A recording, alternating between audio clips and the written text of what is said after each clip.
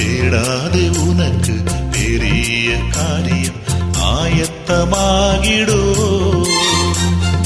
தேடு தொழுவத்தில் இல்லாத ஆடுகளை ஆயத்தமாகிடோ.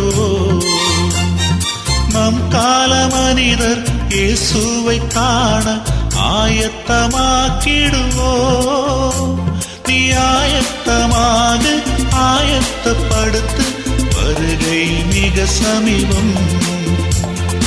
ஒரு நாள் வருவார் ராஜாதிராஜன், ஆயத்தமாகிடுவோ. கிறிஸ்துவுக்குள் பிரியமானவர்களே, இயேசு கிறிஸ்துவின் இனிய நாமத்தில் உங்கள் யாவருக்கும் நற்செய்தி அறிவிக்கலாம் வாங்க ஊழியத்தின் சார்பில் உங்களை வாழ்த்துவதிலே நான் அதிக மகிழ்ச்சி அடைகிறேன். 18வது பகுதியை முடித்த நான் இந்த 19வது பகுதியை பார்க்கும்படியாக ஆண்டவர் எனக்கு கொடுத்த நல்லதொரு வாய்ப்புக்காக நான் கர்த்தரை நன்றியோடு ஸ்தோத்தரிக்கிறேன். தபசு காலம், இது லெந்து காலம். ஆண்டவருக்கும் நமக்கும் மிக ஒரு நல்ல உறவுகளை ஏற்படுத்தக்கூடிய ஒரு நாள். மத்தேயு ஆக்கியோன் என்ன சொல்லுகிறார்? ஒருவேளை பிலாத்து இயேசுவை என்ன செய்ய வேண்டும் என்று யோசிக்கிறான். பிலாத்துவுக்கு என்ன தீர்ப்பு அளிக்க வேண்டும்? ஒருவேளை இயேசு எப்படிப்பட்டவர் என்பதை பிலாத்து அறிந்திருந்திருக்கலாம். எனவே பிலாத்து என்ன சொல்கிறான்? பிலாத்து அவரை நோக்கி, அப்படியானால் கிறிஸ்து எனப்பட்ட இயேசுவை நான் என்ன செய்ய வேண்டும் என்று கேட்டான். பிலாத்து கேட்கின்றான், கிறிஸ்து என்ன சொல்லப்படுகிற இவரை நான் என்ன செய்ய வேண்டும்? அவருடைய கேள்வி எப்படிப்பட்டதான ஒரு கேள்வி? நான் இவரை என்ன செய்ய வேண்டும்? இவருக்கு நான் என்ன தீர்ப்பு கொடுக்கப்பட வேண்டும் என்று சொல்லி இந்த ஆக்கியோன் இப்படியால் எழுதுகிறார். என்ன செய்ய வேண்டும் என்று கேட்டான். அவனை சிலுவையில் அறைய வேண்டும் என்று எல்லோரும் சொன்னார்கள். ஒருவேளை ஓசன்னா ஓசனா என்று வீதிகளிலே அவரை புகழ்ந்து பாடி போற்றினவர்கள் பிலாத்துவினுடைய இந்த நடைமுறையிலே அவன் சொல்லக்கூடிய காரியம் என்ன?